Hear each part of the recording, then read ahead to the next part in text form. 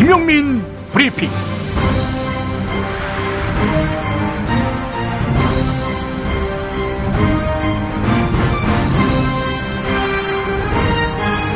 (2016년 11월 9일) 수요일에 인사드립니다. 박근혜 씨가 열흘 사이에 던진 카드는 정상 상황일 때는 하나하나 메가톤급 파장을 몰고 올 것들이었습니다. 10월 30일 일요일 상황을 보지요. 최순실이 전격 귀국했고 우병우 청와대 민정수석을 비롯한 문고리 권력 3인방이 경질됐습니다. 10월 31일 월요일 30시간이 지나서 최순실이 프라다 신발 한 짝을 벗은 채 검찰에 출두했고 심야에 긴급 체포를 당하면서 스포트라이트를 받습니다. 11월 2일 수요일 황교안 총리를 문자로 경질하고 이에 노무현 정부 교육부 총리를 지낸 김병준 씨를 총리로 내정했으며 안종범 전 정책조정수석이 긴급 체포됩니다. 11월 3일 목요일 최순실이 끝내 구속됐고 김병준은 스스로 내치 대통령의 역할을 맡았다. 박근혜 이선 후퇴를 약속받았다. 이렇게 말했습니다. 혼자서 말입니다. 이때 김대중정부 비서실장을 지낸 한광옥 씨가 새 청와대 비서실장으로 발탁됩니다. 11월 4일 금요일 박근혜 씨는 기자회견을 통해 검찰 수사 또는 특검 수사를 받아들이겠다고 밝힙니다. 그리고 11월 6일 일요일 우병우가 검찰에 출두했고요. 박근혜 씨는 어제 국회에 찾아가 총리 인사권을 넘겨주겠다고 했습니다. 심야에는 또 다른 비선실세 차은택이 눈물을 흘리며 귀국했고 체포됩니다. 그러나 이 같은 이벤트 속에 담긴 메시지는 여론에 의해 그날로 일축됐고 아무 파장도 없이 소멸됐거나 묻히고 말았습니다. 사실 박근혜 씨는 측근 무당이 온갖 전횡과 악행을 저질렀다. 이런 상황을 모르고 어리석게 당했다. 네, 이런 식으로 피해자 코스프레를 합니다만 검찰의 봐주기 수사가 도를 넘는 와중에서도 박근혜 씨는 총체적 국정농단의 공범임이 확인되고 있습니다. 박근혜 씨는 또 다른 카드인 이선 후퇴를 아직 언급하지 않았습니다. 아마 오늘이나 내일쯤 아니면 주말 지나서 할지 모릅니다. 얼마 없는 카드를 한꺼번에 써먹으면 안 되니까요. 사실 박근혜 씨는 잃을 게 없습니다. 만약 야당이 자신의 제안을 받아들여도 훗날 그 약속 안 지키면 되니까요. 대통령 공약 사항조차 묵살하는 박근혜 씨 아니었습니까? 야당이 반발해도 아마 그때쯤이면 성난 민심은 수습돼 있을 거라 믿을 겁니다. 지금은 국민이 바보인지 아닌지 테스트 받는 국면입니다. 하야 아닌 상황, 즉 박근혜 씨가 대통령으로 남아있는 한 이 같은 국정마비는 물론 국민 기만은 계속될 수밖에 없습니다. 이걸 모르는 국민은 많지 않은 것 같습니다. 주말 100만 집회설이 나돌고 있으니 말입니다. 요컨대 지금 범죄자 박근혜 씨에게 국민이 들어야 할 말은 단 한마디뿐입니다. 하야하겠다. 네. 김용민 브리핑과 함께하고 계십니다. 대한민국 헌법 제36조 3항 모든 국민은 보건에 관해 국가의 보호를 받는다. 보건의료기본법 제10조 2항 모든 국민은 성별, 나이, 종교, 사회적 신분, 경제적 사정 등을 이유로 자신과 가족의 건강에 관한 권리를 침해받지 않는다. 네. 헌법과 기본법에 근거한다면 가난을 이유로 급여 혜택을 제한받는 생계형 건강보험료 체납자 180만 명은 건강보험공단으로부터 심각한 인권 침해를 받고 있는 셈입니다.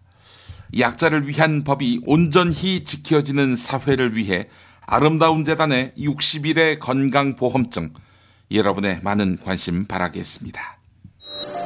생활고 때문에 건강보험료를 내지 못한 사람들에게 병원은 사치입니다. 그러나 우린 이미 알고 있습니다. 넘어진 사람은 일으키고 아픈 사람은 치료해줘야 한다는 것을. 당신의 기부가 누군가에겐 건강할 권리를 찾는 소중한 기회가 됩니다. 건강할 권리를 찾기 위한 60일의 건강보험증 캠페인. 검색창에 아름다운 재단을 검색해주세요. 야, 너 홍어 판다 그랬지? 팔지. 근데 홍어가 진짜 그렇게 몸에 좋아? 아니 끝내준다니까. 우리 엄마 관절염인데? 홍어. 나 숙취는? 홍어. 마누라 다이어트는? 홍어. 큰 이모 변비? 홍어. 작은 형 소화불량은? 홍어. 여동생 피부? 홍어. 큰 누나 주름? 홍어. 명절 때 선물은? 홍어라니까. 근데 비싸지? 열나 싸고 열나 맛있는 홍어가 있다니까. 어디? 알싸한 홍어. 네이버 검색창에 알싸한 홍어를 검색하시고 1599-6456.com 혹은 1599-6456 전화주문도 가능합니다. 하나 더, 알싸한 홍어는 진공포장 택배 배송 판매하며 직접 개발한 특제 소스를 서비스로 드립니다. 충남 금산의 넓은 인삼밭, 정성농장을 일군 농부아버지 이정열 씨. 자연은 노력한 만큼 내어준다. 그 자연의 마음을 알기에 정성농장을 더불어 일구는 아들 이성규 씨도 아버지에게 배운 것처럼 정직하고 또 성실하게. 정성농장 홍삼은 인삼 재배부터 가공 판매까지 모두 책임지고 있습니다. 그래서 대한민국 1등 품질을 자부합니다. 검색창에 정성농장 홍삼을 검색해주세요. 정성농장 홍삼. 전화문의는 010-9754-6972. 굶고 뛰고 땀 빼고 다 해봤다. 그래봐야 소용없었다. 다이어트는 결국 먹는 게 문제다. 다이어트 전문 쇼핑몰 비타샵에서 수십 가지 동결건조 채소 곡물에다 3가지 단백질, 거기에 효소와 비타민, 미네랄을 더해 만든 다이어트 전용 그린 스무디를 추천합니다. 다이어트 전용 그린 스무디, 이걸 어떻게 하는 거죠? 하루 2끼만 맛있고 든든한 비타샵 스무디로 바꿔 드시면 됩니다. 검색창에서 비타샵을 검색해주세요. 이제부터는 관록의 뉴스 해설가 김용민이 오늘 아침 조간신문을 훑어드립니다.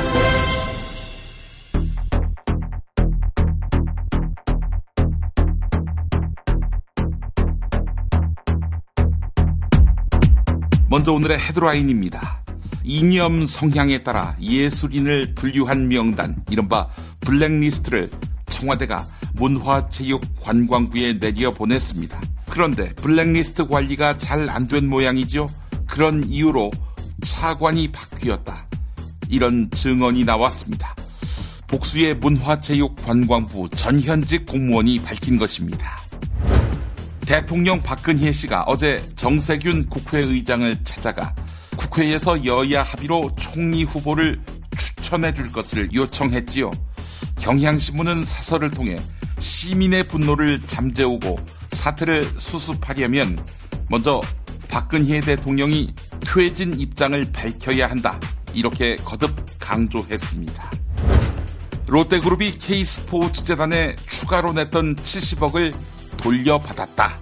어제 전해드렸지요. 자, 그런데 돌려받은 그 시점이 롯데에 대한 검찰의 대대적인 압수수색이 있기 바로 전날이었습니다. 검찰 수사정보가 우병우를 거쳐서 재단의 실소유주 최순실 쪽에 유출된 거 아니냐, 이런 의혹이 일고 있습니다.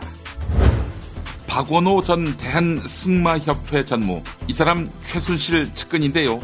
정유라의 승마 훈련을 지원하기 위해 삼성을 협박한 사실이 있다고 합니다. 문화체육관광부 국장 잘리고 승마협회 직원들 날아간 거 보지 않았나, 그런 리스트를 누가 주었겠는가 라면서 협박했다는 것입니다.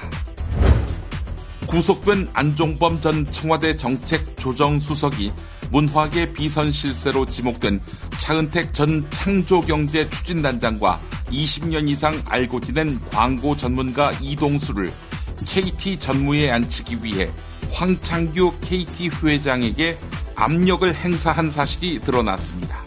안종범은 그때 황창규 회장에게 VIP, 즉 대통령의 관심사항이다. 이렇게 덧붙였다고 합니다.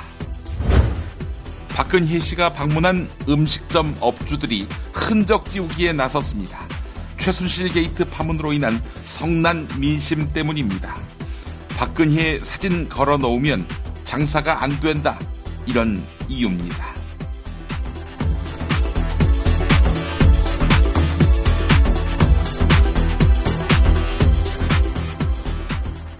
좌파 예술인에 대해 청와대가 지원을 못하도록 했다는 전현직 문화체육관광부 공무원의 증언이 나왔습니다. 또한 좌파로 분류된 예술인 명단, 즉 블랙리스트는 청와대 정무수석실 내 국민소통비서관 라인을 통해 받았다. 이렇게 설명했습니다. 당시 정무수석은 조윤선 문화체육관광부 장관이었고 국민소통비서관은 정관주 현 제1차관입니다. 게다가 문화체육관광부 박민권 1차관은 좌파 예술인 관리에 소극적인 태도를 보여서 올 2월 돌연 물러나게 됐다고 합니다. 동아일보가 보도했는데요.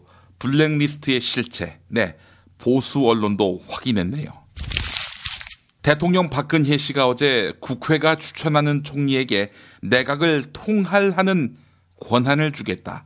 이렇게 밝혔습니다. 하지만 헌법 86조와 87조에는 이미 총리가 행정각부를 통할하도록 돼 있습니다. 현재 야당이 요구하는 총리의 권한은 헌법의 규정을 훌쩍 뛰어넘는 수준입니다. 새 총리가 국무위원에 대한 임명제청, 해임건의 이게 아니라 실제로 임면권을 가져야 한다. 이렇게 보고 있습니다.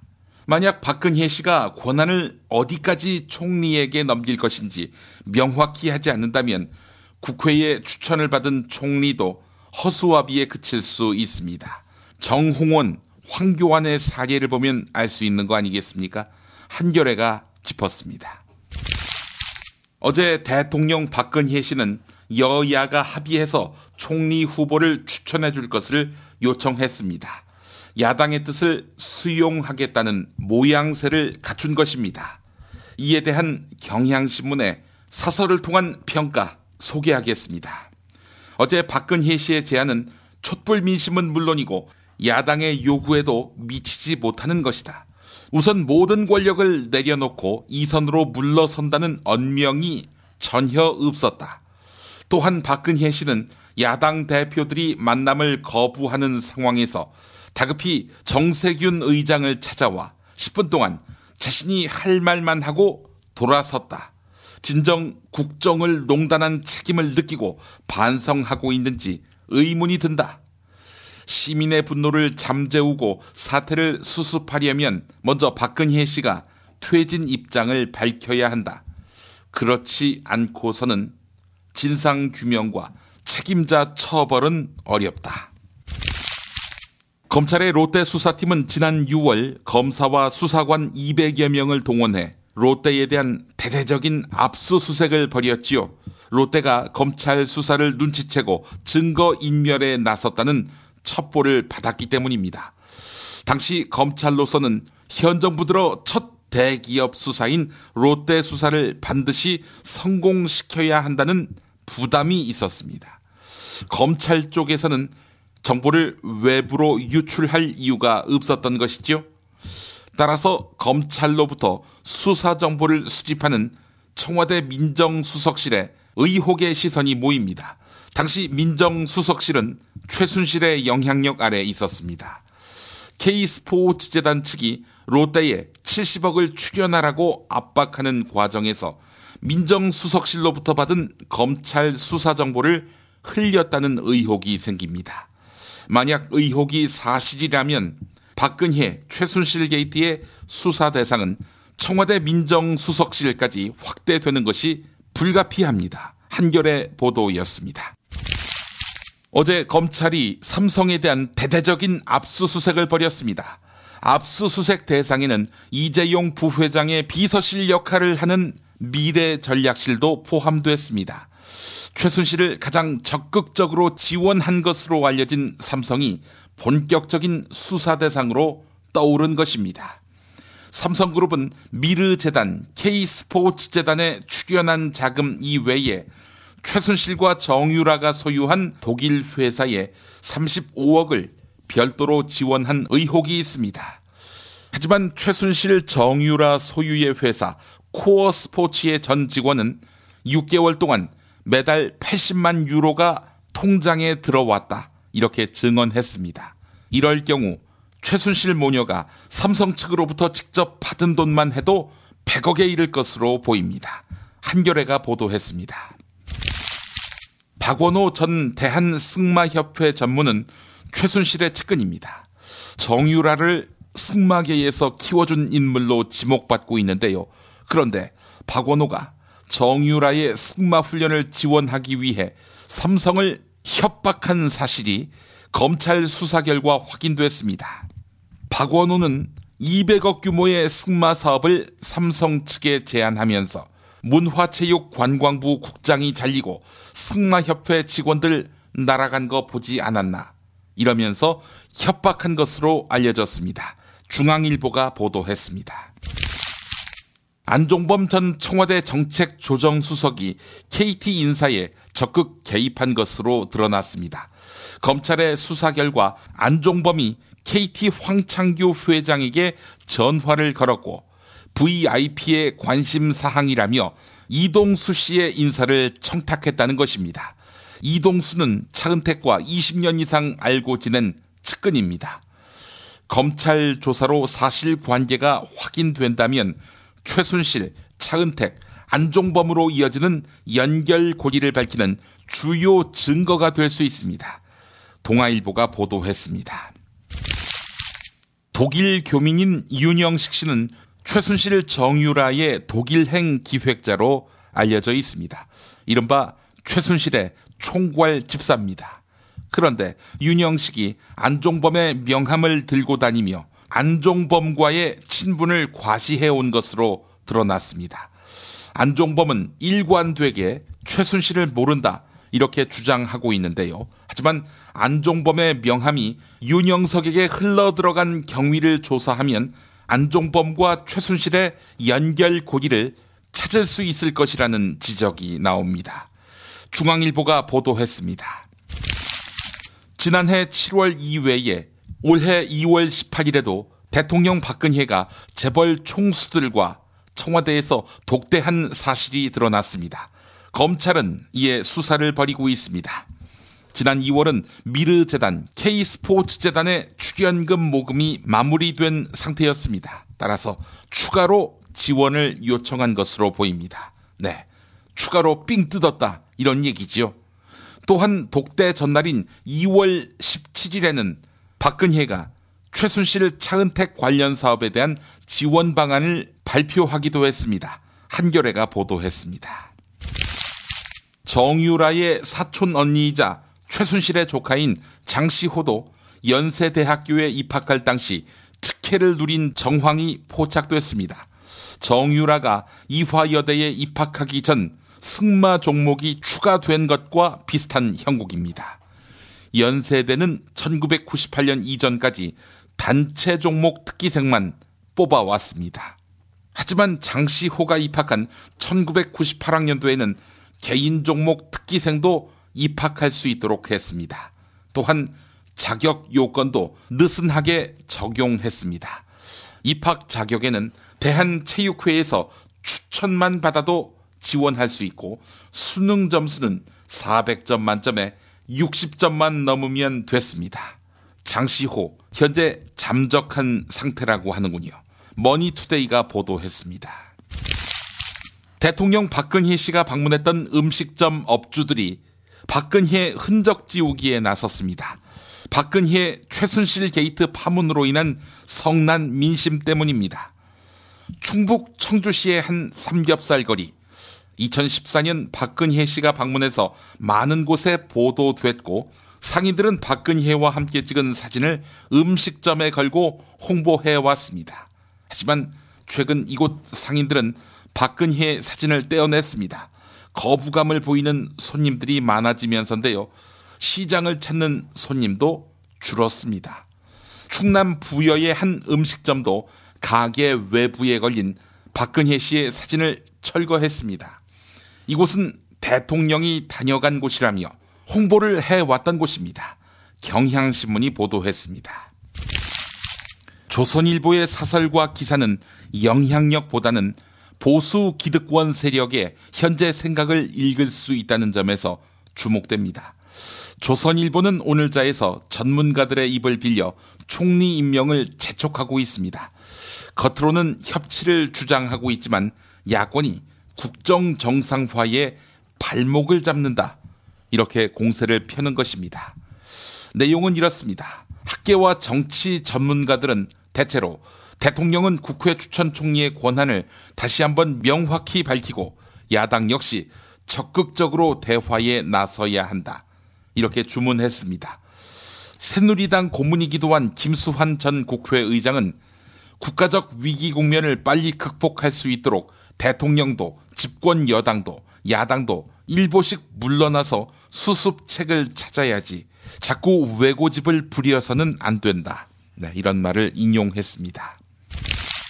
국민일보가 박근혜 최순실 게이트 파문에 따른 페이스북의 여론을 소개했습니다. 일부 전하겠습니다.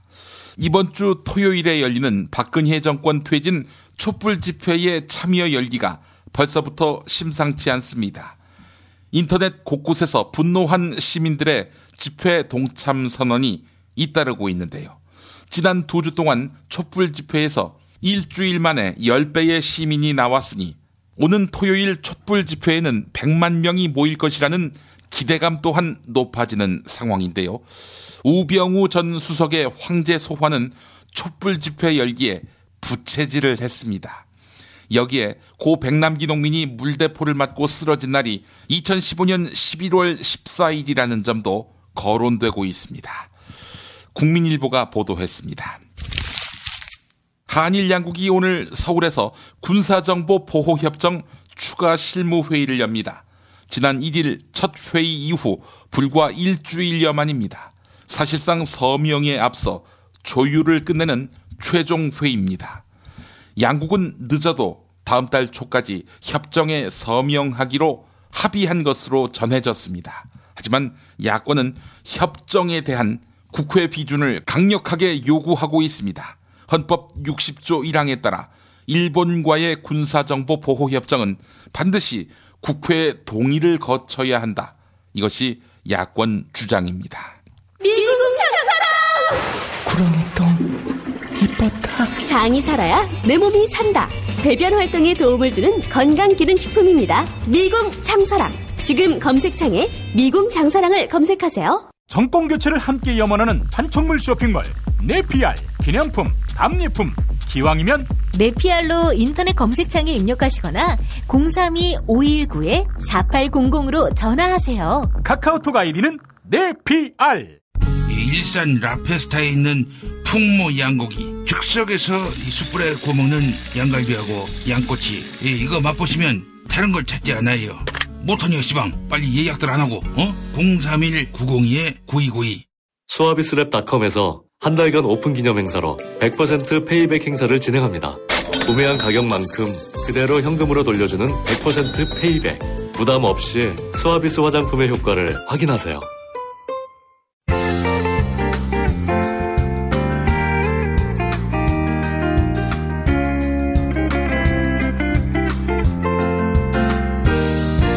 여러분 안녕하십니까?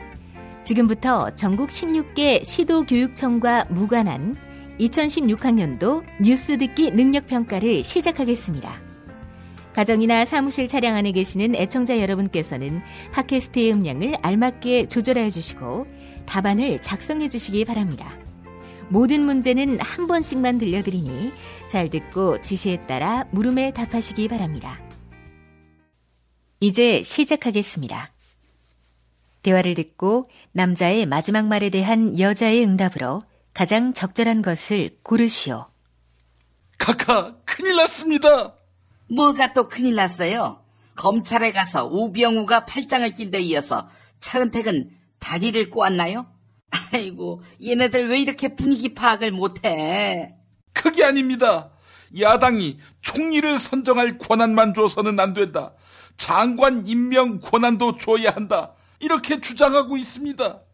이런 날강도 같은 새끼들. 그럼 나보고 아예 그만두라고 이야기하는 거 아니야?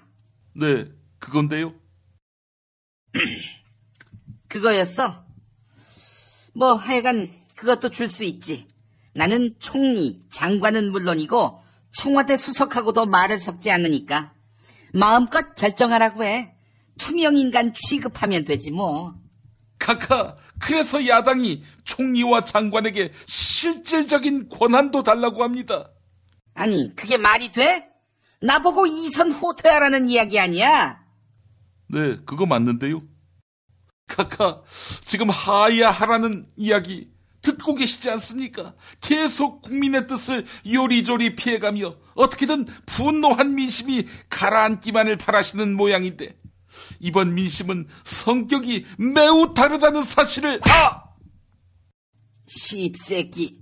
야, 내가 물러날 것 같아? 응? 어떻게 해서 얻은 대통령직인데? 카카, 헌정사상 두 번째 하야를 한 대통령은 최규하 대통령이지요. 최규하 대통령을 연기했던 배우, 1995년 MBC 드라마 제4공화국, 2005년 제5공화국, 2013년 MBN 대한민국 정치 비사에서 활약했던 배우 누군지 아십니까? 알지. 1번 윤문식, 2번 김성겸, 3번 박용식, 4번 독고영재, 5번 최불암.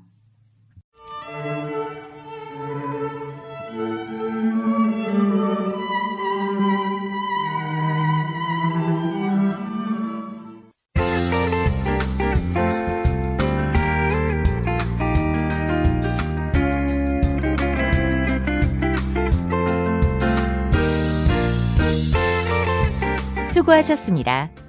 수험생 여러분은 팟빵 게시판에 정답과 이메일 주소, 사연을 남겨주시기 바랍니다. 당첨자는 다음 정규방송일 2부 마무리 부분에 발표합니다. 이상으로 전국 16개 시도교육청과 무관한 뉴스 듣기 능력평가를 모두 마칩니다.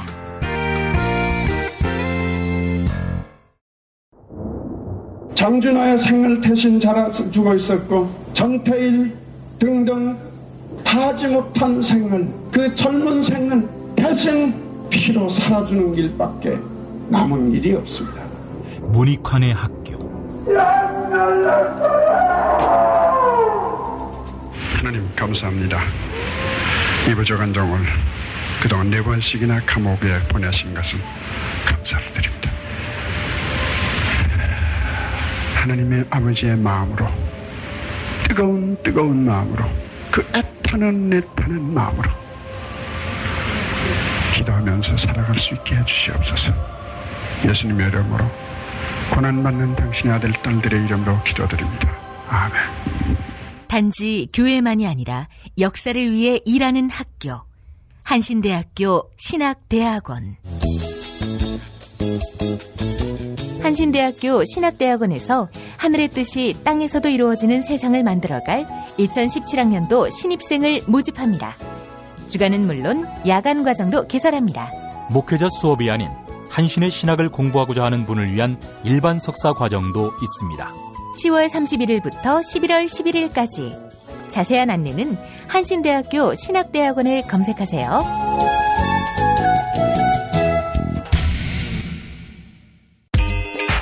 자기야, 매트리스 고르기 너무 힘들어. 대한민국 최초 매트리스 멀티샵 매트리스엠 몰라?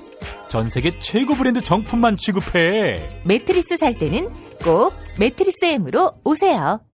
우주가 도와도 청춘은 암담합니다. 대통령에게 무슨 기대를. 공공부문 성과연봉제를 집착한 사람이 대통령이었나요? 파업하고 있는 철도 노동자들은 묻고 있습니다. 재벌의 곳간을 열어서 민중들이 행복히 살 수 있는 나라를 만들어야 된다 외치시는데 그 뜻에 함께할 것입니다. 쌀값이 개 사료값보다도 못한다는 것이 말이나 돼야? 올려준다고 대성공약만은 연락이 하더만 왜 지키지도 않고 그랴? 물대포에 맞은 명백한 외인사를 부검한다는 정부 말이 됩니까? 전쟁 갈등 부추기는 사드 그렇게 좋습니까? 합니까? 청와대에 누워있어. 4월 16일 대통령은 뭘 하고 있었나요? 모두의 절망은 청와대 엽기 행각의 결과입니다. 박근혜와야 11민족 총궐기에서 외칩시다.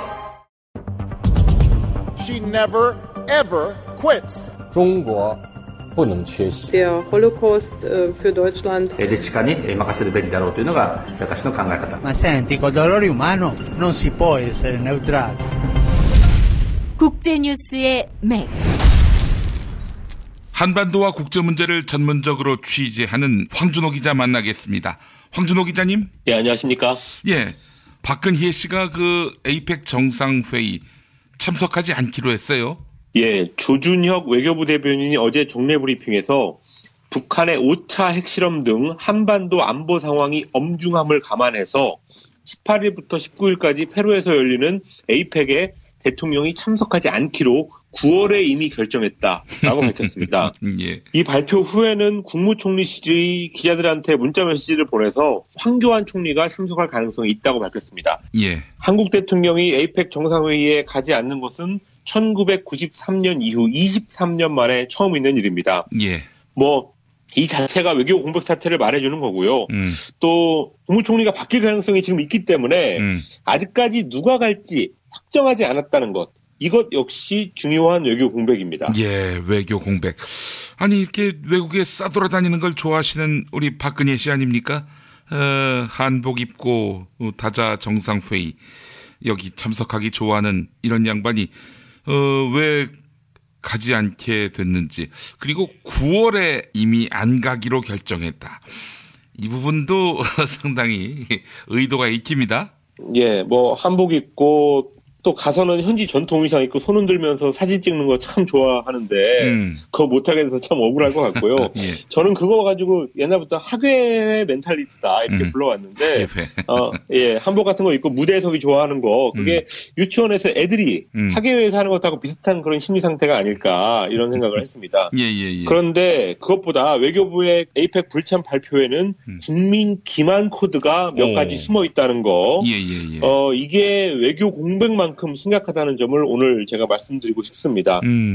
제가 아는 한 전직 대사가 외교관이 대한민국이 어쩌다 이렇게 거짓말 공화국이 됐냐라면서 개탄을 했습니다. 국민을 속이는 기만 코드, 이게 무슨 말입니까? 예, 북핵 문제가 엄중해서 못 간다라고 한 점이 첫 번째 기만 코드입니다. 예. 왜냐하면은 과거에 박 대통령이 다자회의, 정상회의 갈 때 늘 하던 얘기가 북핵에 대한 국제 공조를 위해서 정상회의에 참석한다 이런 거였거든요. 예. 근데 이제 와가지고 북핵 때문에 다자 정상회담 안 간다라고 하니까 정말 황당한 얘기입니다. 예. 그러면은 옛날에 했던 말들이 다 거짓말이었거나 아니면 이번에 한 말이 거짓말이거나 둘 중에 하나입니다. 예. 이번 에이펙에는 미국의 오바마, 중국의 시진핑, 러시아 푸틴, 일본 아베 이런 주요 정상들이 다 오기로 이미 결정이 돼 있습니다. 예. 그런데 대통령이 그런데 안 가고 청와대에 앉아서 무슨 북핵 대비를 한다는 건지 도저히 이해가 되지 않습니다. 예, 지당한 말씀이고요. 제가 앞서서 9월에 안 가기로 결정했다. 아니 그 부분이 두 번째 기만 포인트인데요. 예. 에이펙은 한국과 호주 두 나라가 주도해서 출범시킨 지역 협의체입니다. 그래서 한국 외교에서 굉장히 중요한 의미를 가지고 있기 때문에 그래서 한국 대통령이 지난 23년 동안 꼬박꼬박 한 번도 빼놓지 않고 참석을 했습니다. 예. 그런 중요한 회의에 안 간다는 거를 9월에 그렇게 일찍 결정하는 것, 내정하는 것은 도저히 있을 수 없다는 게 전직 외교관의 설명이었습니다. 예. 이게 누가 봐도 지금 전국 박근혜 최순실 게이트 때문에 안 가는 건데 그 말을 할 수가 없으니까 9월에 이미 내정했다라고 거짓말을 하는 게 아니냐 이렇게 강력히 추정할 수밖에 없습니다. 10월부터 박근혜 최순실 게이트가 불거졌으니 9월에 내정했다라고 얘기하면은 박근혜 최순실 게이트와 무관하게 결정했구나. 이렇게 국민들이 이해하기를 바랐던 거 아니겠어요? 그런 계산이 있었던 것 같습니다. 예. 조선일보에는 대통령 불참이 검토된다. 이런 사실이 10월 말에 기자들에게 엠바고로 알려졌다. 이런 그 내용도 있더군요.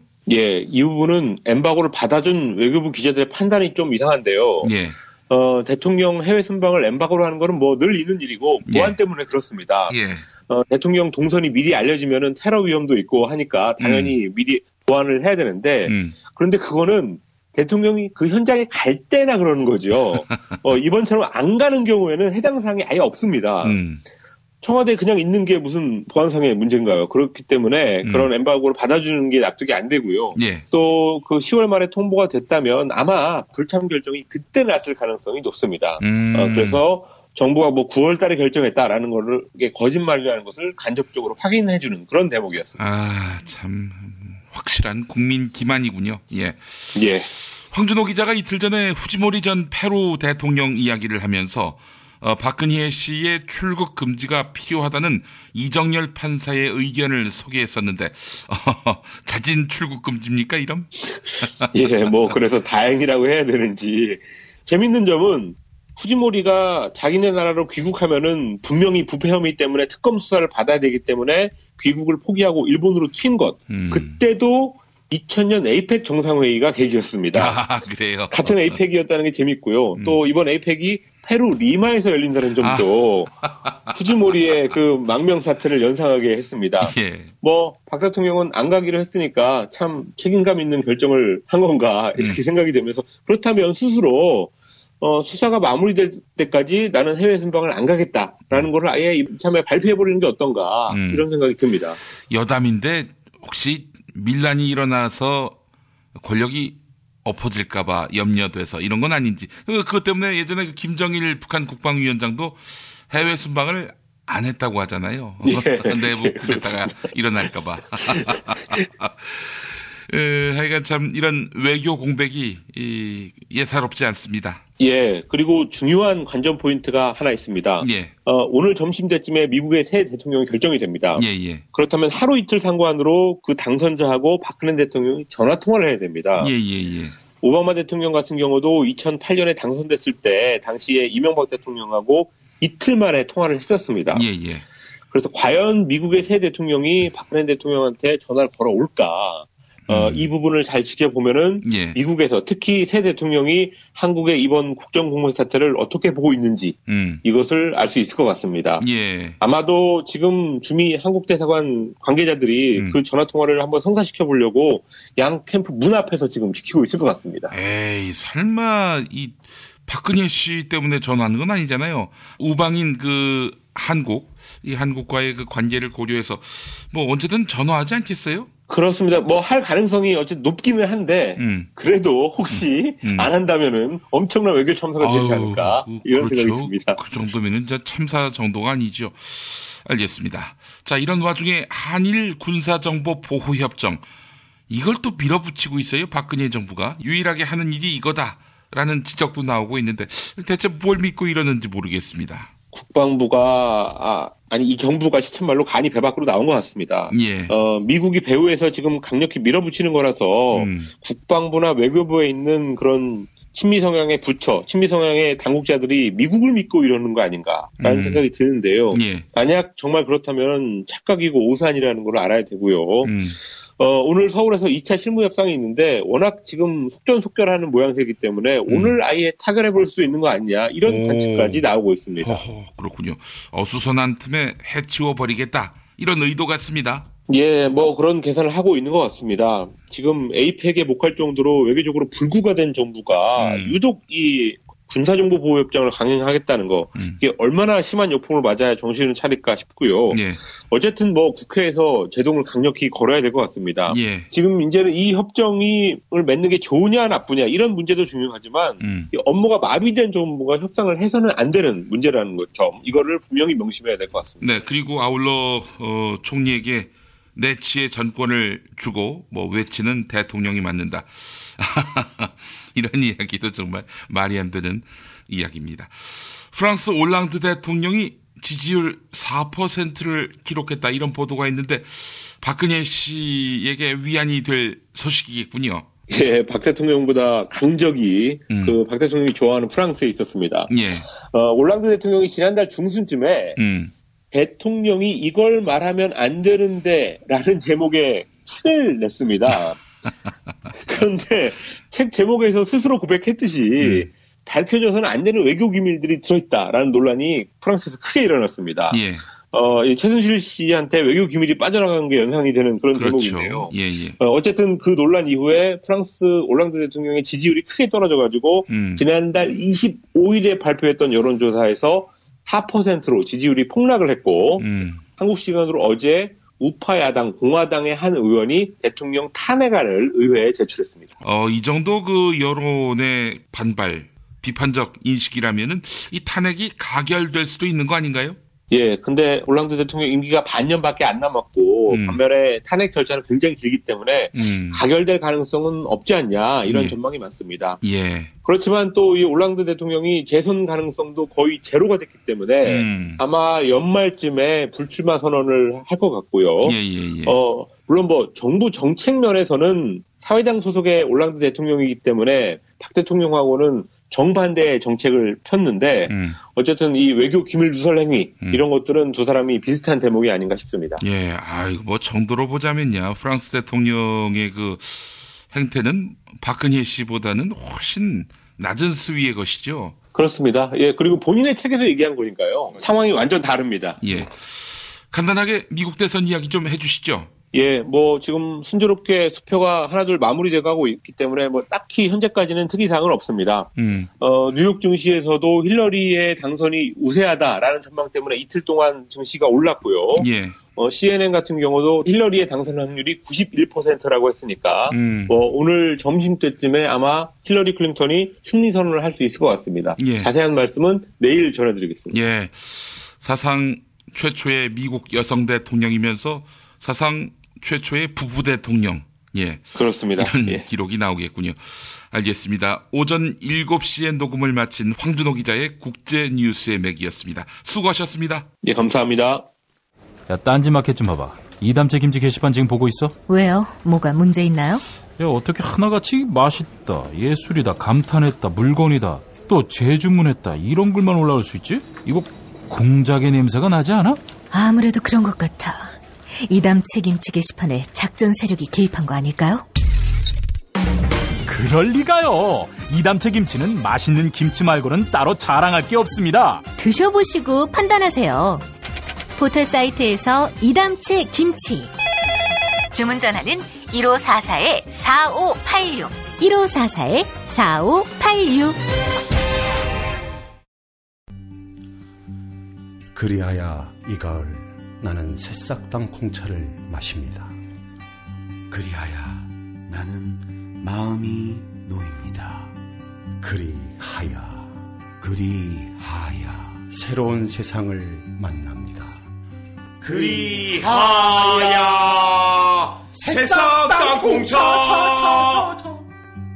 새싹 땅콩차 어느덧 여러 곳에서 판매합니다. 하지만 진정한 새싹 땅콩차는 전창걸닷컴에서 구매하시죠. 전화문의 070-8635-1288 070-8635-1288. 공화국 참치논평. 구이동 대양 참치를 맛보지 못한 국민 여러분은 진정한 참치 맛을 보기 위한 강도 높은 중대 조치를 취하실 계획을 표명하시고 곧장 구이동으로 달려오시기 바란다. 참치에 대한 체질적인 거부감과 적개심을 노골적으로 드러내는 분도 구이동 대양 참치에 오시면 추호도 용납할 수 없는 포악무도한 폭식 행위를 자행할 것이다. 구이동 대양 참치. 월요일 참치데이 이벤트, 화요일 참치머리 서비스로 함께합니다. 주차장 걱정 마시고요. 대중교통은 서울 지하철 2호선 구의역 2번 출구에서 5분 거리입니다. 대양 참치 구의점 02-455-8087. 어머나, 내가 이렇게 작아졌어? 네, 메이드 바이어스에서는 환상이 현실이 됩니다. 3D 실물 피규어 그리고 수공예품을 제작해드리는 전문 쇼핑몰 메이드 바이어스. 사진만 보내주세요. 나만의 피규어를 제작해드립니다. 갖고 싶고 선물하고픈 나만의 수공예품을 만들어드립니다. 메이드 바이어스 판매금의 1%는 아름다운 사회를 만드는 데 기부합니다. 주소창에 madebyers.co.kr을 입력하세요. 하루 두 차례 대한민국과 지구촌의 오늘을 정직하게 비춰드립니다. 권력이 진실을 압도하는 세상. 김용민 브리핑은 작은 희망의 불씨가 되겠습니다. 민중의 소리 이완배 기자와 함께하는 경제의 속살. 이완배 기자 만나겠습니다. 이완배 기자님. 네, 안녕하십니까? 예. 대한민국의 그 집권당의 문제점은 우리가 아주 제대로 목도하고 있습니다만은 이런 무소불위의 집권 여당은 사실 야당의 야당성 부재, 여기에서도 원인을 찾을 수 있는 거 아니겠습니까? 네, 분명히 그런 면이 있습니다. 예. 네. 어제 그 박근혜 씨가 국회에 왔는데 제안 같지도 않은 제안을 했는데 야당에서는 굉장히 신중하게 숙고하는 모습을 보면서 암담했습니다. 솔직히 제 감정은 그러합니다. 이완배 기자님 어떻게 보셨어요? 예, 저도 비슷했습니다. 그러니까 사실은 오늘 어떤 뉴스를 전해드릴까 고민을 많이 하다가 잘 알려지지 않은 철도 파업 끝장 협상도 지금 진행되고 있고요. 또 이제 아마 이 방송을 들으실 때쯤 되면은 그 미국 대선 결과가 나오려나요? 그런 이야기도 있고요. 또 삼성 그 미래전략실이 어제 압수수색을 당했죠. 그런 얘기도 있고 여러 가지 얘기를 준비를 하다가 국회 추천 중립총리라고 불러야 되나요? 그 여야 합의 중립총리 이 이야기를 듣고 제가 참 너무 여러 생각이 들어서 예. 오늘은 그냥 저희 청취자분들께 조금 양해를 구하고요. 제 경험담 하나를 좀 길게 두런두런 좀 들려드릴까 합니다. 하루 종일 이 생각에서 제가 벗어나질 못해서 철도 파업이나 이런 뉴스들은 내일 다시 전해드리기로 하겠습니다. 이게 언제적 일이냐면 2004년부터 시작이 됐던 일입니다. 제가 이제 과거에 동아일보에 다닐 때였는데요. 2004년이면 제가 7년차 기자로 굉장히 젊은 기자 시절이었죠. 겉에서 보시기에는 동아일보가 되게 한심하게 보였겠지만 그 시절만 해도 동아일보에서는 대략 한 15년차 기자들을 중심으로 해서 굉장히 강력한 진보 블럭이라고 해야 되나요? 그러니까 회사를 조금 바로잡고자 노력을 했었던 굉장히 좋은 선배들이 많이 있었어요. 지금은 광명시장을 하시는 양기대 광명시장, 저는 양기대 선배라고 부릅니다만 양기대 선배를 비롯해서 이명재 선배나 지금 네이버의 부사장으로 계시는 윤영찬 선배, 이런 선배들입니다. 다들 참 그 의지가 됐었던 선배들인데요. 예. 그런 선배들이 이제 그 전까지는 편집국의 너무나 그 우편향적인 방침에 대해서 굉장히 많이 싸워오다가 저는 그때 7년차 젊은 기자였는데 이제 저희 젊은 기자들 의견도 듣는다고 해서 저도 종종 술자리에 껴서 의견을 전해드렸던 기억이 납니다. 그런데 그때 동아일보에는 되게 독특한 제도가 있었습니다. 편집국장 인준투표제라는 제도가 있습니다. 이게 뭐냐면 임명은 오너가 해요. 편집국장을요. 그런데 임명이 된 사람은 편집국원들로부터 인준 가결 투표를 받아야 됩니다. 그래서 과반수 출석 투표에 과반수 이상의 지지를 얻어야 최종 편집국장이 되는 거죠. 이게 아주 묘한 균형을 가져옵니다. 그러니까 그 오너가 행정부라면 이 기자들이 의회 권한을 갖고 있는 거예요. 국무총리를 승인해주는 권한을 지금 가지고 있는 겁니다. 그래서 그때 제 주장은 뭐였냐면 선배들한테 이 제도를 적극적으로 활용을 해보자. 그 제도가 도입된 이후에 한 번도 부결이 된 적이 없었거든요. 임명자가요. 그러니까 딱 한 번만 부결시키자. 그러니까 의회의 권한을 제대로 세우자. 딱 한 번만 부결시키면 절대로 오너도 아무나 못 찍어내려 보낸다. 기자들의 힘이라는 게 이렇게 무섭구나라고 생각을 하게 되고 그 다음부터는 국장을 보낼 때 조금 신중하게 적정하게 중립적이거나 좀 후배들에게 인정을 받을 수 있는 사람을 보내게 된다. 우리가 이걸 한 번도 거절을 못하니까 저쪽에서 계속 아무나 찍어서 내려보내는 거 아니냐. 이게 이제 제 주장이었었어요. 예. 근데 2004년에 제가 이분은 이제 이름은 말씀을 안 드리겠습니다. 웬만하면 오늘은 다 실명을 말씀드릴 건데요. 예. 새 편집국장이 내려오셨습니다. 2004년에요. 예. 이분이 논설실장을 하시던 분이셨어요. 나중에는 한나라당 공천 신청도 하고 이랬던 분입니다. 이분이. 근데 전혀 모르는 분이었습니다. 논설실에 오래 계셨던 분이니까요. 그래서 이제 선배들한테 물어봤죠. 이 사람은 어떤 사람이냐 하고 물어봤더니 그때 노조위원장을 하셨던 그 윤영찬 선배께서 저보고 좀 내려오라고 그러더라고요. 예. 그래서 노조 사무실로 내려갔더니 절대로 편집국장을 해서는 안 되는 사람이다. 그러니까 보수적인 논조를 떠나서 이 사람은 인격이나 조직을 이끌 그 능력 모든 면에서 무조건 막아야 된다. 저한테 이렇게 얘기를 하시는 겁니다. 그러세요? 그러면 잘 됐네요. 제 주장도 한 번은 부결시키자는 거니까 열심히 해서 부결시키시죠. 이랬더니 그날 밤에 이제 선배들이 따로 자리를 마련해서 그 자리에 저를 부르셨습니다. 예. 선배들 말씀이 뭐냐면 이제 다들 선배들이 15년차, 16년차가 돼서 조금 불편하신 겁니다. 여러 가지로요. 예. 그래서 뭐 설명하기 어려움들이 있습니다. 그래서 이번 일은 젊은 기자들이 나서서 한번 막아줘 보는 게 어떻겠냐는 게 제안이셨어요.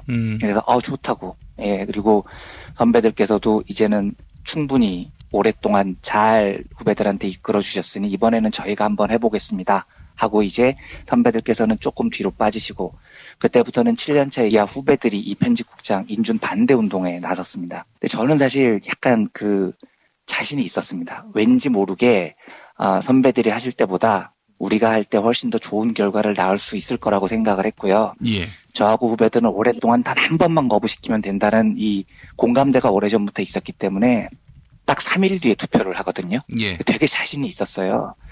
그런데 그 편집국장 임명자가 제일 먼저 임명이 되자마자 하는 일이 노조에 인사를 옵니다. 왜냐하면 그 투표를 관리를 노조에서 하거든요.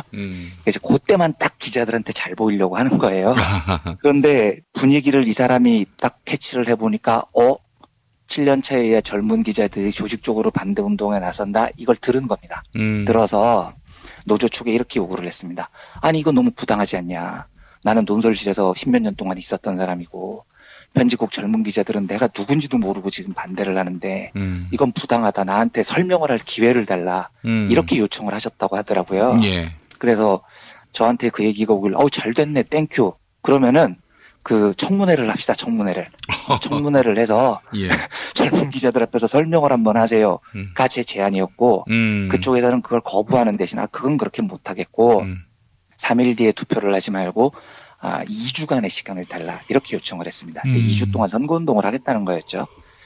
근데 그게 이제 제가 생각이 좀 짧았던 겁니다. 그걸 거부를 했어야 되는데 2주간 그쪽에서 선거운동을 할 시간이 있다면 우리도 2주간의 시간을 버는 거니까 우리도 자신이 있다. 제가 약간 정세 판단을 잘못했었던 거였어요. 그래서 자신감이 넘쳐서 오케이 하고 2주를 받았습니다. 예. 받았는데 그 2주 동안 이 국장 임명자가 모든 부서 모든 기수를 다 만나는 겁니다. 점심때, 저녁때, 점심때, 저녁때. 각계격파를 해나간 거예요. 그 정력이 있을 거라고는 제가 상상을 못했었던 거죠. 그리고 투표를 탁 했는데 그 직전 편집국장이 아주 아슬아슬하게 되셨거든요. 한 예. 55대 45 정도로 통과를 하셨거든요. 그러니까 저는 떨어뜨릴 자신이 있었다고 생각을 했는데 개표 결과를 탁 열어보니까 70% 찬성으로 가결이 된 겁니다. 가결 발표가 탁 나는데 선배들이 전부 저를 쳐다보는데 얼굴을 정말 못 들겠더라고요. 진짜 그때 제가 느꼈던 자괴감이 이 선배들한테 너무 면목이 없고요. 70대 30은 아주 이례적으로 많은 표 차이로 가결이 된 거였어요. 그래서 제가 정말 그때 한 1년 정도는 거의 멘탈이 붕괴된 상태로 살았습니다. 너무 후배들 뽑을 면목도 없고 선배들 뽑을 면목도 없고 선배들이야 뭐 말로는 괜찮다고 하지만 그 마음이 그러셨겠습니까 사실은요. 그리고 한 1년이 지났는데 이 편집국장이 진짜 너무너무 일을 못하셨어요. 그러니까 지금 박근혜 같은 사람이었습니다. 그러니까 어떻게 통과는 됐는데 뭐 보수적으로 신문을 운영한 건 고사하고 진짜 이 조직원들을 너무너무 힘들게 만들었습니다. 그래서 이 조직원들의 불만이 탄핵의 욕구가 진짜 이 머리끝까지 이렇게 충만해 있는 상황이 와버렸어요. 그래서 저는 그때 1년 동안 되게 선후배들 보기에 민망하고 죄책감에 되게 시달리고 있었는데 이걸 뭔가 이렇게 사람들이 들끓고 있으면 방법을 한번 찾아보면 어떨까 하고 후배들하고 만나서 얘기를 한번 해봤습니다. 그랬더니 후배들이 다들 기자총회를 한번 하자고 그러더라고요. 근데 이게 들으시는 분들은 뭐 기자총회 그게 뭔데 이러실지 모르겠지만 동아일보에서는 기자총회를 한다는 게 굉장히 큰 일입니다. 이게 과거에 동아투이 사태가 한번 있었기 때문에 예. 기자들이 모인다는 걸 오너가 굉장히 예민하게 생각을 합니다. 그리고 기자총회라는 건 어떤 동아일보의 엄청난 그 변화의 출발점 같은 겁니다. 그래서 그래 그럼 한번 해보자 하고 제가 선배들한테 다시 선배들 술자리에 가서 얘기를 드려봤습니다. 후배들이 기자총회를 한번 해보자는데 어떻습니까? 그랬더니 선배들이 다들 깜짝 놀라는 거예요. 이 선배들은 이제 아니까요. 기자총회가 뭘 의미하는지. 그래서 그게 가능하겠냐. 굉장히 위험한 문제다. 그리고 기자총회가 열릴지 안 열릴지도 모른다. 하여튼 여러 가지 설명을 해주시더라고요. 예. 그런데 젊은 기자들한테는 좀 그런 여러 정황보다는 아유 한번 해봅시다 이런 분위기가 있었으니까요. 아 선배 그러면 우리한테 맡겨두십시오. 저희가 한번 해보겠습니다. 하고 평기자총회를 하기로 했습니다. 그러니까 차장급 이상들은 다 빠지게 하고요. 그리고 제가 후배들 기수 대표들을 여의도에 만나서 해보자고 했더니 후배들은 너무나 쉽게 선배 한번 해봅시다 라고 승인을 해줬고 제 한 3, 4년 선배들까지 다 오케이를 해주셨던 것 같아요. 근데 그만큼 이제 부글부글 끓고 있었던 거죠, 기자들이요. 그래서 결국은 기수 대표들이 그 노동조합 사무실에 다 모입니다. 그리고 기자총회를 여는데 안건을 뭘로 할 거냐, 모여가지고 편집국장 몰아내자 이런 건 인사에 규정이 없는 거니까 그럴 수는 없는 거 아니냐 하고 이제 무슨 안건을 가지고 기자총회를 할 것인지 기수 대표들끼리 노조 사무실에서 얘기를 했었거든요. 예. 근데 제 1년이 선배가 이렇게 얘기를 하시는 거예요. 그 중간 신임 투표 하자고 해. 그 국장이 예전에 후보자 때 우리 기수 만났을 때 자기는 1년 지나면 중간 재신임 투표도 받을 용의가 있다고 그렇게 얘기를 했었어. 이러시는 겁니다. 그래서 진짜요? 물어봤더니 진짜 그랬다니까? 근데 다른 여러 부서에서 그 얘기를 하고 다니셨대요.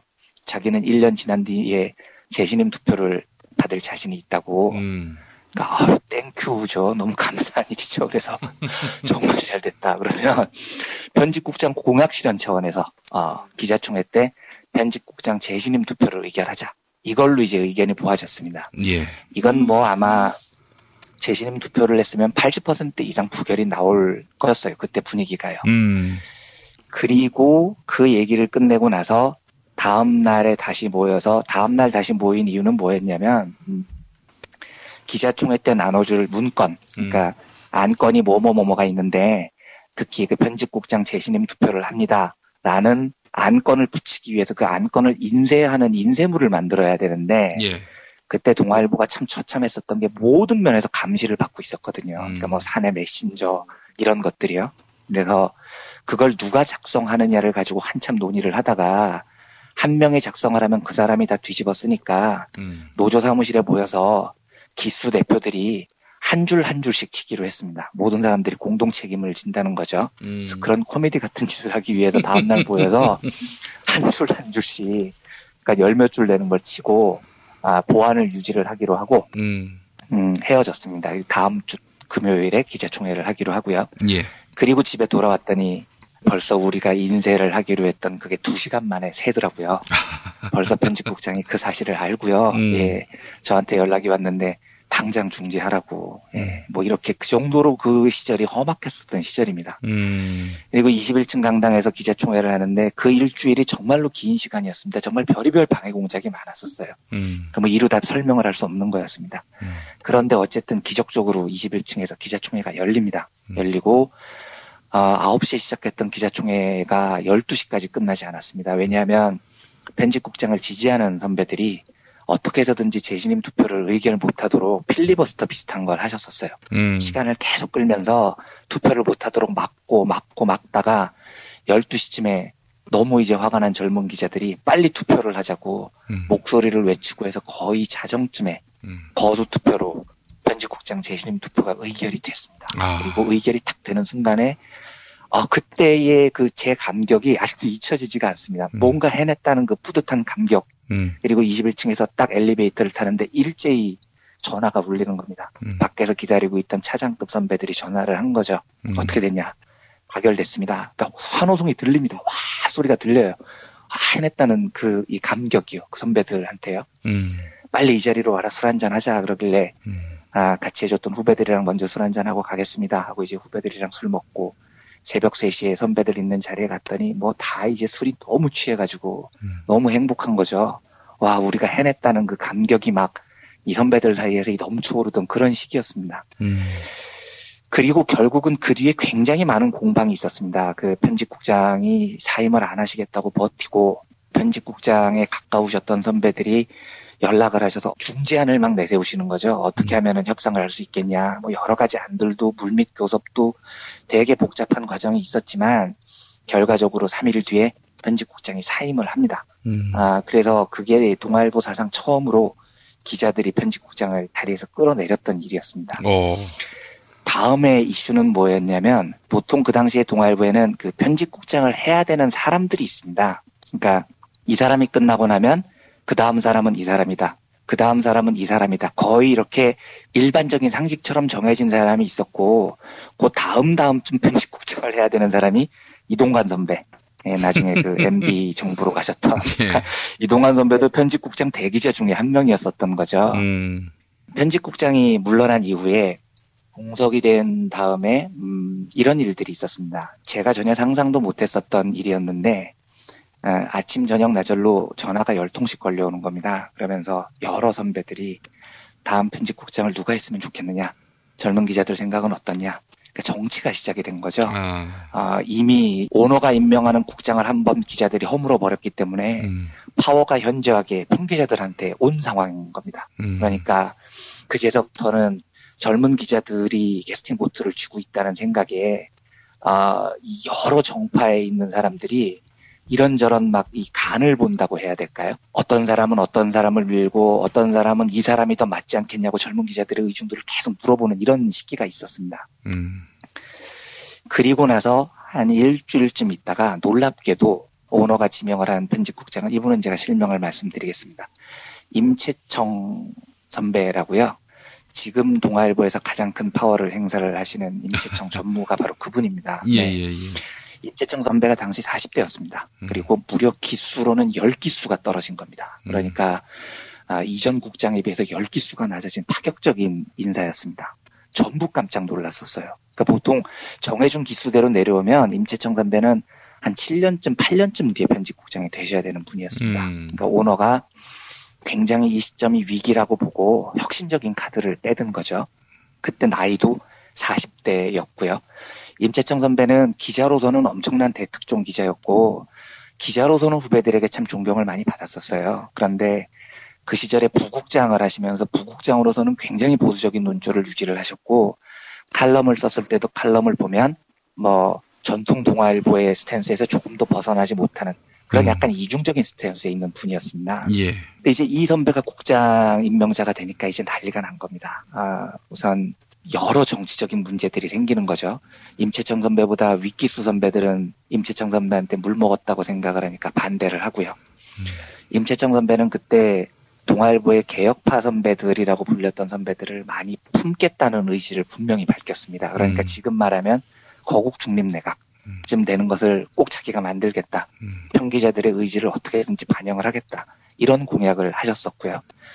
이런 상태에서 선배들이 이제 저희 젊은 기자들한테 물어보는 겁니다. 그러니까 특히 이 거국 중립내각에 가까운 이 시스템을 지지를 하는 진보적인 선배들도 있으셨어요. 그 선배들은 어떻게 얘기를 했냐면, 이 정도면 충분한 승리다.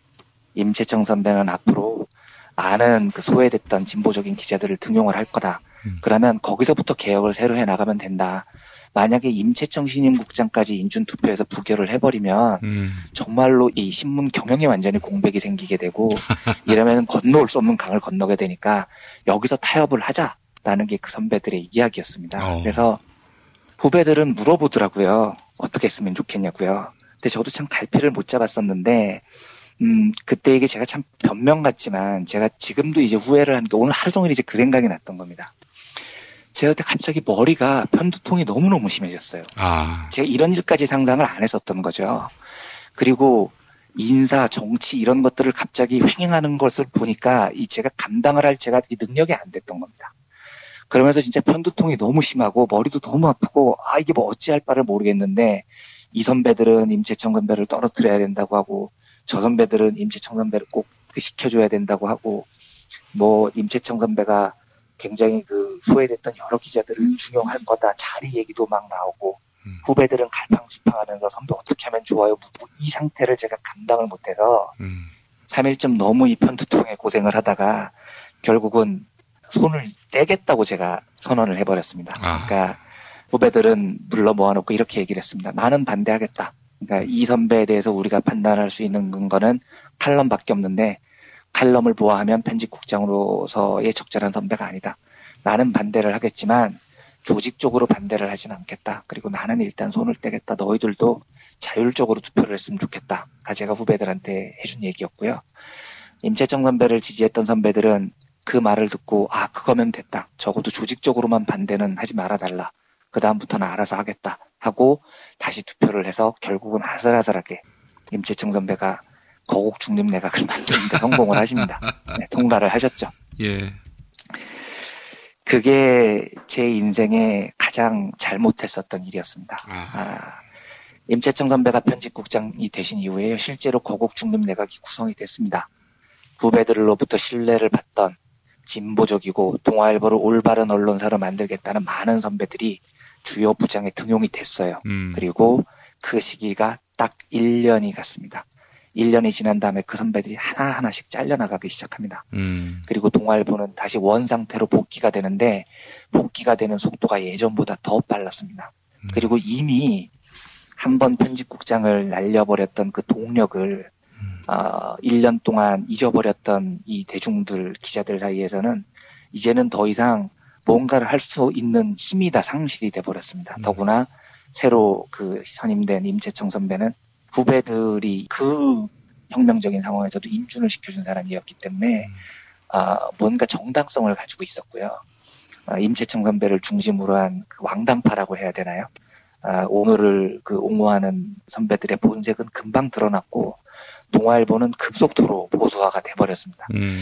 제가 그 당시에 기억이 나서 2005년도에 그러니까 임채청 선배가 새로 편집국장이 됐을 때요.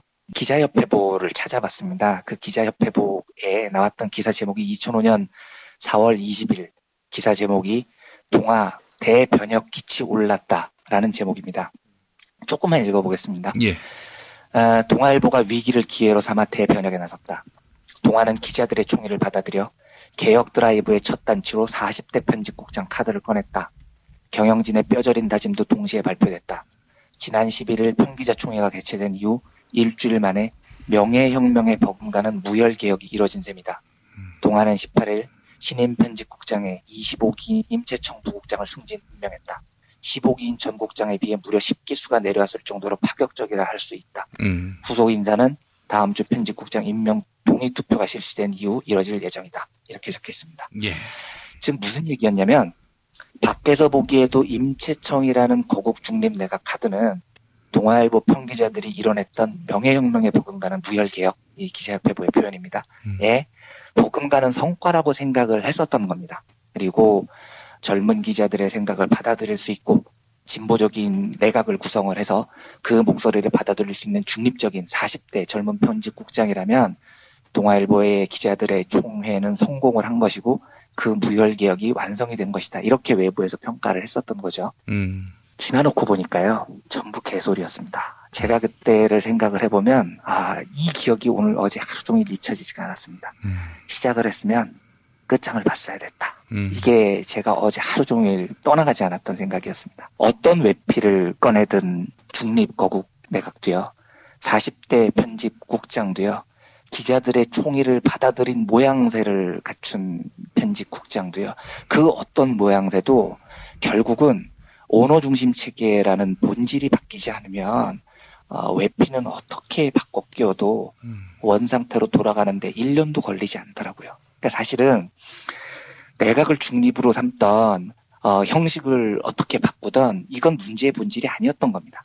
그때 젊은 기자들이 그 명예혁명이라고 불렸었던 그 일을 해낸 이후에 조금 더 힘을 내서 중립내각이라고 불렸었던 그 임채청 국장의 카드를 거부를 하고 사실상 편집국의 독립, 오너가 더 이상 편집권에 개입을 하지 말라는 분명한 규약, 노사협의 이런 것까지 만들어냈었다면은요. 그러니까 끝장을 보는 거죠. 오너 중심 체계가 아니라 편집권 확립되는 이 시스템을 만약에 만들어냈었다면, 본질을 바꿨다면 어쩌면 동아일보는 지금도 꽤 괜찮은 신문사로 남아있을 수 있었다는 생각이 듭니다.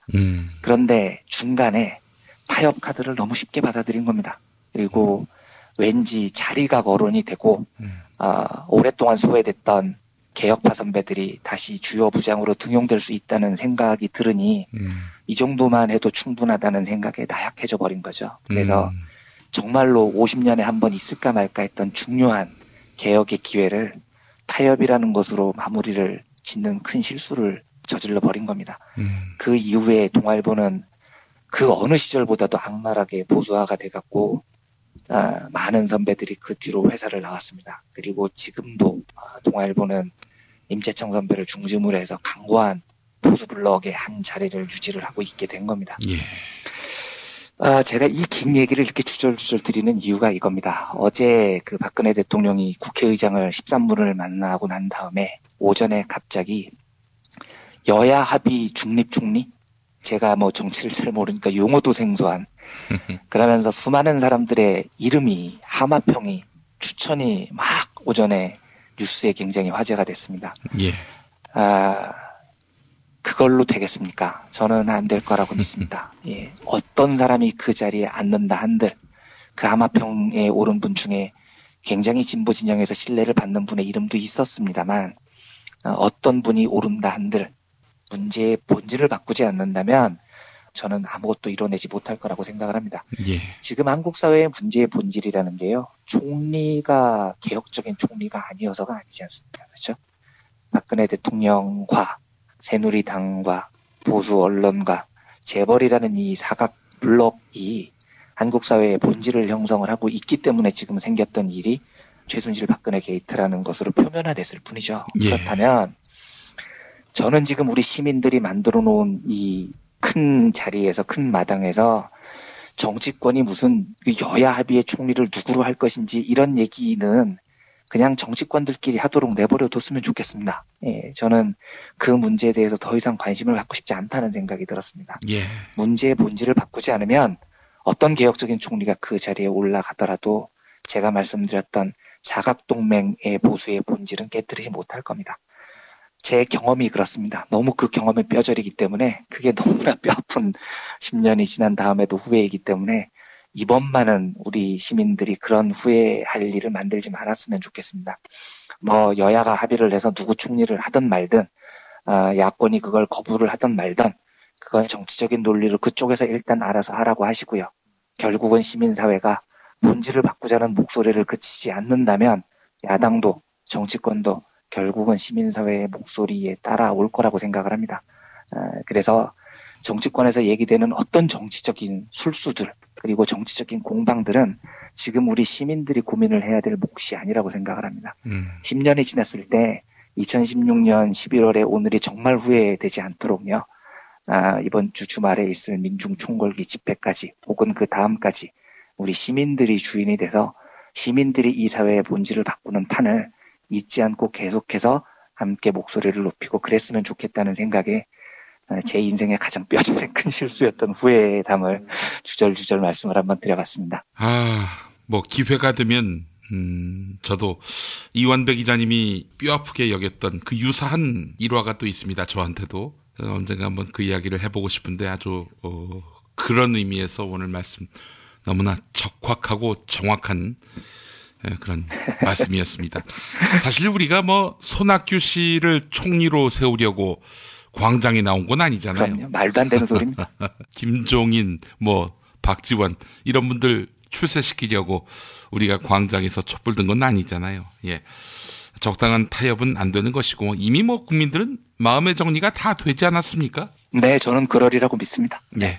우리를 믿읍시다 하는 그런 말씀을 드리면서 오늘 이완배 기자님과 이야기 정리하겠습니다. 이완배 기자님 수고하셨습니다. 네, 감사합니다. 여러분 안녕하세요. 민중의 소리 아나운서 정혜림입니다. 이 어묵한 여왕님 치하에서 다들 잘 견디고 계시죠? 오늘도 종편의 주옥 같은 헛소리에 혼이 정상인 듯 정상 아닌 비정상 같은 여왕님의 우주 타령에 고구마 100개쯤 한꺼번에 삼킨 듯 답답한 마음에 죄 없는 가슴팍만 두들겨대고 계세요.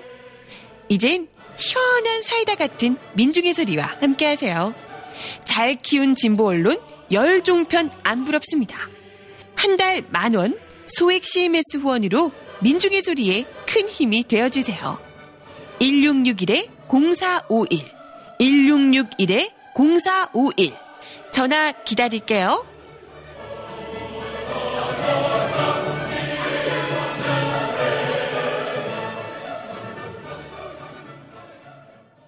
살다 보면 꽃 주문할 일이 생깁니다. 1566-0263 네이버에서 검색된 사이트보다 최대 2만원 싸게 해드립니다. 좋은 사람과 플라워 1566-0263 잊지 마세요.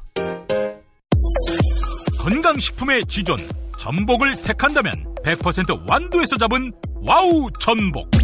네이버에서 와우 전복을 찾으세요. 010-2443-0818. 포르투갈 정통의 레시피로 만드는 에그 타르트, 달콤함 그 이상의 감동.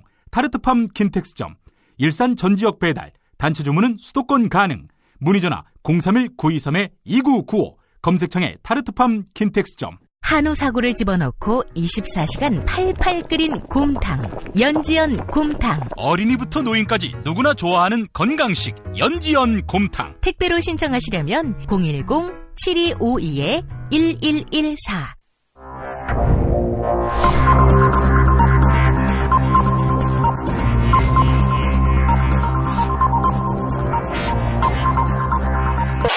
공화국 논평. 드디어 최순실 동지 없이 스스로 옷을 챙겨 입고 국회로 외출하신 안 벌거벗은 임금님 박근혜 동지께서는 하야 피켓을 들고 박 동지를 우롱한 정의당 쓰레기들에 대한 강도 높은 국가적 중대 조치를 취하실 계획을 표명하시고 구체적인 공격 방침을 제시하시었다. 경애하는 박근혜 동지의 단호한 결심은 시위 말고는 할 줄 아는 게 없는 정의당 놈들에 대한 격한 분노의 표시다. 정의당 놈들은 국회 복도에서 박근혜 대통령 하야라고 적힌 피켓을 들고 시위를 벌였다. 그러나 이것은 이제 막 옷을 스스로 챙겨 입고 재활훈련을 시작한 박근혜 동지에게는 너무나 가혹한 요구다. 또한 정의당 놈들은 여기에 그치지 않고 국정에서 손을 떼라 이렇게 주장하고 있다. 그러나 이것은 대통령 취임 이후 단 한 번도 국정에 손을 댄 적이 없는 박 동지를 참을 수 없이 모독하고 우롱하고 천추의 한이 될 망동의 다름 아니며 처절한 대가를 자초할 악수 중에 최악수의 다름 아니다. 따라서 정의당 놈들은 박 동지가 국정에 손을 댈 수 있도록 정의당이라는 당명을 무당으로 바꾸고 박 동지에게 지시를 내려야 할 것이다. 또한 정의당에는 유시민이라는 작자가 당원으로 소속돼 있다. 유시민은 얼마 전 썰전이라는 프로그램에서 박근혜 동지의 모든 권한을 본인에게 이양한다면 총리직을 수락할 수 있다고 주장했다. 그러나 이것은 지금도 꼭두각시의 식물 상태인 박근혜 동지를 산채로 닭 모형 표본으로 박제하겠다는 수작으로서 박근혜 동지에 대한 체질적인 거부감과 적개심을 노골적으로 드러내는 것으로서 추호도 용납 못할 포악무도한 도발 행위에 다름 아니다. 이제라도 정의당 놈들은 박근혜 동지를 찾아가 참회의 눈물을 흘리며 박 동지의 권한을 빼앗아 책임 총리를 하겠다고 까불다가 순식간에 나가리가 된 김병준 꼴만은 나지 않게 해달라고 이 말을 땅에 찍고 반성해야 할 것이다. 아울러 정의당 놈들은 이름도 비슷한 민주정의당의 유지를 이어받아 전두환처럼 박근혜 동지에게 6억을 전달해야 할 것이다. 1979년 전두환이 박 동지에게 준 6억은 사실 최순실 동지가 중간에 삥땅을 치는 배달 사고가 발생했기 때문이다. 만약 거절할 시에는 박 동지의 치솟는 분노와 경천 동지의 탄압의 불벼락을 피할 수 없게 될 것이다. 정태인 칼폴라니 사회연구소 소장의 지금이 마지막 기회다라는 제목의 경향신문 기고문, 김용민 브리핑이 선정한 오늘의 칼럼입니다. 단언컨대 지난 50년 동안 한국을 이끌어온 경제정책 기조는 더 이상 작동하지 않는다. 허리를 졸라매서 수출을 증가시키고 재벌들이 대규모 설비 투자를 해서 성장률을 끌어올리는 전략은 이제 통하지 않는다. 이런 상황에서 노동개혁을 한답시고 비정규직을 늘리고 임금을 낮추면 내수마저 쪼그라들 테고 박근혜의 규제 완화는 재벌 3세들의 땅 짚고 헤엄치기 사업, 즉 부동산과 유통의 독점화, 그리고 자연의 파괴만 부추길 것이다. 삼성의 갤럭시 노트 7이 폭발하고 현대차가 100만 대 이상 재고로 쌓여 있는 건 결코 우연이 아니다. 만국의 역사는 훨씬 뿌리 깊다. 기실 식민지를 겪은 나라 중 대한민국만큼의 경제 성장과 민주주의를 달성한 나라는 없었다. 가히 자랑스러운 역사라고 할 만하다. 한국 전쟁을 겪은 후 한국은 세계에서 가장 평등한 나라였다. 출발선이 어슷비슷했으니 교육과 노동이 사회적 이동을 촉진했다. 그러니까 개천에서 용나는 신화가 가능했다는 이야기지요. 한국 압축 성장의 비결은 평등이었다.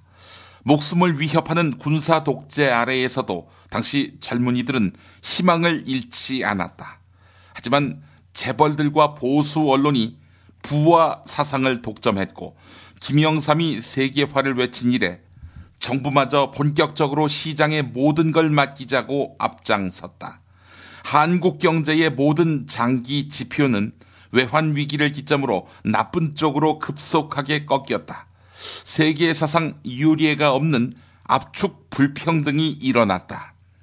금수저냐 흑수저냐가 미래를 결정하는 나라는 헬조선이다. 세습은 수많은 사람들의 능력을 사장시킨다. 조선시대의 수많은 노비와 여성들의 능력은 존재하지 않는 것이나 마찬가지였다. 지금 광장에서 분출되고 있는 90% 젊은이들의 발랄한 재능도 피어나지 못한 채 절망의 구렁텅이에 묻힐 수 있다.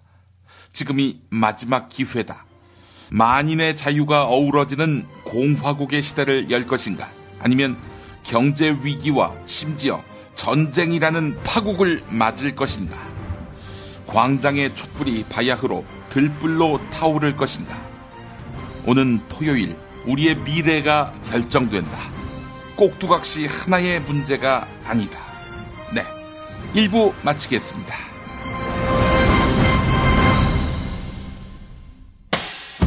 김용민 브리핑과 함께한 시간 어떠셨어요? 다음 시간에도 보다 바르고 알차며 즐거운 정보로 여러분을 찾아가겠습니다. 팟캐스트 포털 팟빵에서 다운로드하기, 구독하기, 별점 주기, 댓글 달기로 응원해주세요. 잊지 마세요.